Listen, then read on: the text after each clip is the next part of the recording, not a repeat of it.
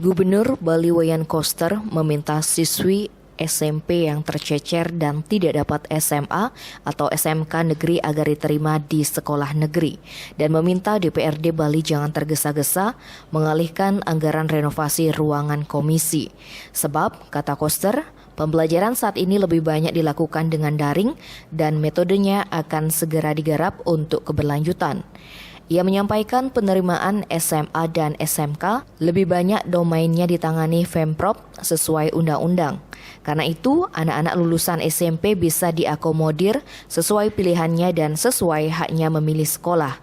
Koster menegaskan peningkatan jumlah siswa di SMA dan SMK tidak akan linear dengan jumlah sekolah dan ruangan.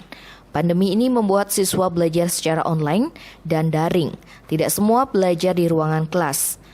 Meski pandemi nanti akan berakhir, lanjut Koster, pembelajaran daring tetap dilaksanakan. Daring itu akan tetap jadi metodenya. Kita harus berubah karena sesuai perkembangan. Namun ia memastikan tidak harus ada ruang kelas tambahan.